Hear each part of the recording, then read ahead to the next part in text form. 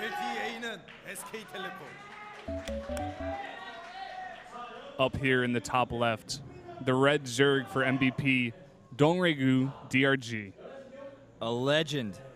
Such a very vast history of this player. Up against the player who's now currently pictured on screen. Formerly of StarTale, formerly even before that of FOU. A really, really strong player who was really known for gateway timings, fast third nexuses. It's PartinG. So this is the match everybody was looking forward to today, to see if DRG, people who called him the king, they're walking saying, are you back, man? Are you going to show us that fire that you just recently showed us in Premier League? Or are you going to slump under the pressure here because both of his teammates that came before him fell? Yeah, I know. The pressure is just so hard on him. But just looking at this map, Belshire Vestige, we did see a lot of good games, actually, 1v1s with Protoss versus Zerg, where they went pretty late. We saw, I forget who the player was, but he went a lot of, I think it was Sulky, actually, went a ton of Nautilus on this map and just really tore apart the enemy team, or the enemy player. And just, you know, we've just seen a lot of really, really good Protoss versus Zergs on this map. And this is the perfect map to have it on for DongRaeGu versus PartinG. Like you said before, so much hype about this match between these two players. Get on Twitter, by the way, and tweet this stream out there. Get people talking about it. Get it shared. It's SC2 ProLeague on Twitch. If you just came here and clicked on a link that somebody sent you, can't remember the link, post it on Twitter, post it on Facebook, tell your friends, message them. You know, email your mom, ask her how she's doing, but also send the link because she can watch the VODs later if she's asleep right now. Yeah, doesn't matter where you are in the world. If you're not watching this right now, you're probably watching us on the VODs. There are VODs available. Yeah. So we have a fake cannoning here, and this is something that DRG has to respond to because if it's real, this is a big problem, and if it's fake, it's still really annoying because at the cost of 100 minerals being lost temporarily and then 75 being given back, he can just cause so much lost mining time from those drones. Yeah, very, very cute tactic. They're very small, but of course, any little small advantage that you can get is an advantage in itself.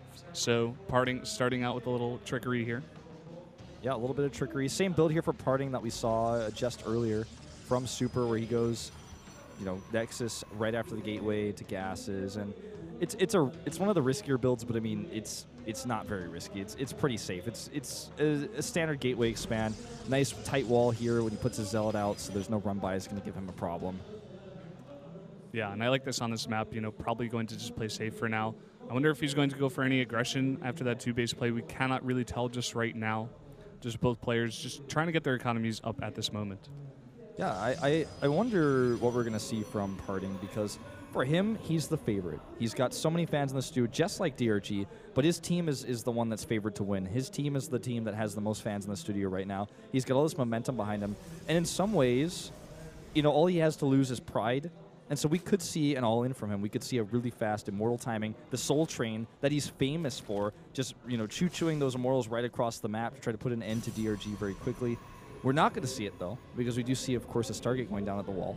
I swear, man, we've had so many games, even in Pro League itself, where we've just had so many Stargate openings out of Protoss, and why not? Very, very safe way to get a lot of information on your opponent. DRG responding to that with a third base. Did not quite see that yet, or yes, he did with that Overlord. Yeah, he sees the gate and the Stargate going down. And having the Stargate as part of your wall is become pretty standard because most of the time, Zerg doesn't have any sort of mystery about whether or not you're going Stargate because it's very, very common to see. So not super hidden, of course.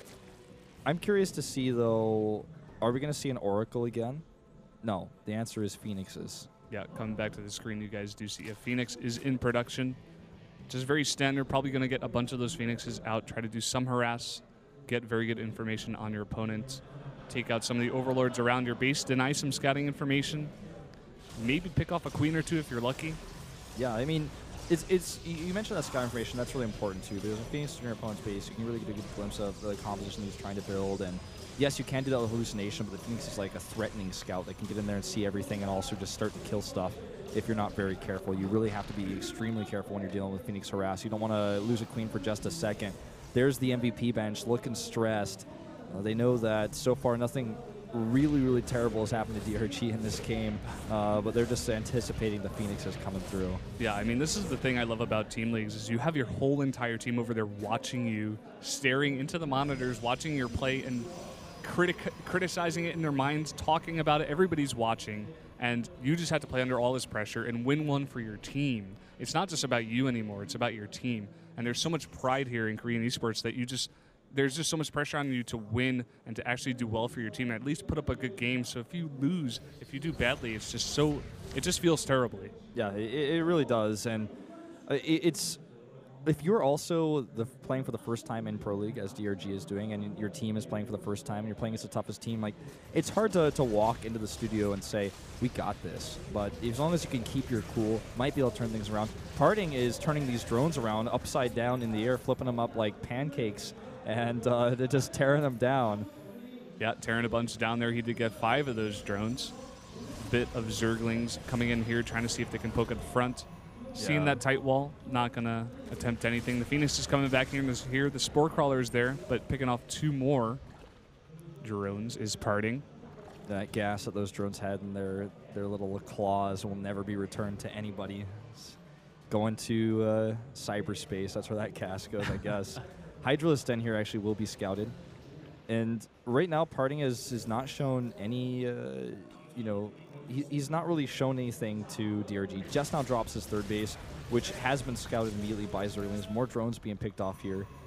With a healthy sentry count like this, and on this map, it's really, really easy to hold the third base against Hydralisk pushes. You just keep buying time until you have enough. And uh-oh, that Queen overstepped her bounds.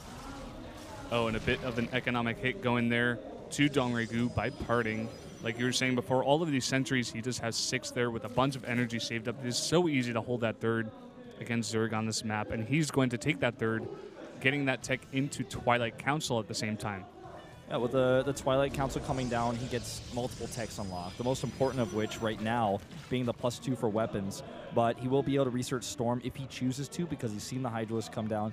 Would be an unusual choice for him to do it, but I wouldn't be surprised considering that's what SKT ProLeague are known for, getting that Storm out very quickly.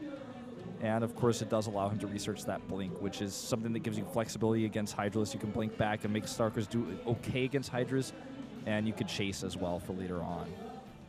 Yeah, just getting a lot of tech out here. Starting that +2 immediately. Very good timing on the Twilight Council as well. The second +1 was finished, starting that +2 attack as well as blink. Throwing down 4 more gateways. Going to have a lot of good production going into the mid-game here. Yeah, he forces a cancel on this hatchery, and DRG is not messing around with that. He just got rid of it instantly. With the hallucinated Phoenix Scout, which was beautiful, he sees this Hydra flank coming in, and he could just recall away. He doesn't have to fight here. Not a single unit lost, not even a single point of damage taken. Gets a hatchery cancel for free. Yep, that's that Mothership Core able to go in there and do a bunch of aggression without losing anything. Nothing lost, no risk here. Coming in again with the army out of position to pick off just an Overlord here with the Phoenixes. Probably going to go for a bit more drone, more economic harass here out of PartinG. Yep, drones. And that's got to be at least, well, look at that, 14 drones now going down. Drone's not feeling safe right now. Definitely not a good time to be a drone. And he's kept that worker count so low while he's gotten his third base up so far uncontested. Now, finally, DRG gets to pressure it, but he wanted to pressure earlier. He didn't want to have to spend time defending his 4th base. And with Blink nearly completed, and with this many sentries all nearly at full energy, if not full energy, I don't think he's going to have a problem defending this pressure. I think DRG is going to have to transition to the next phase of this game. Killing this third base is just not going to happen. Yeah, I don't see any way that DongRaeGu can come in here and do any damage to this third. Very, very nice. Force fields going down. That really nice time work there, preventing the Zerglings from running out. Look at those force fields. He has the blink as well to prevent them from running away. All of those Hydras stuck against the wall. All of them going down for free. This for DRG is a horrible situation. That's only 4 Hydras. He could actually maybe try to pick a few off with the Phoenixes. I think we will see 1 or 2 of those get lifted. And PartinG is on the chase. Remember all those gateways he added earlier? He's so happy about that now. He can continue to warp in Stalkers, keep on the pressure. There's the lift on those Hydras. And DRG is now in the position where he wanted to pressure. Now he's on the ropes. He's on the defense. Look at his face. He opens his mouth. He sticks out his tongue. He knows it's a stressful situation. He is actually in dire straits. He may die here. He may die here. The Zerglings come in for this round. Very nice force fields here. The Stalkers brinking back. all of these Zerglings are going to go down without a battle, really. A bunch of the Stalkers getting picked off there, but Stalkers being warped in the back. The Phoenix is here, able to pick off stray Hydras, and there's just not enough army here for DRG. Not even close. He has to pull the drones. Force field's going down here again. He's got too many Phoenixes. There come those Stalkers. DRG shakes his head. He knows this is it. The 138 supply to 100, and he's going to have to type out here right now because there's no way he's coming back. And SK Telecom T1 will take the first win of Pro League 2014. GG.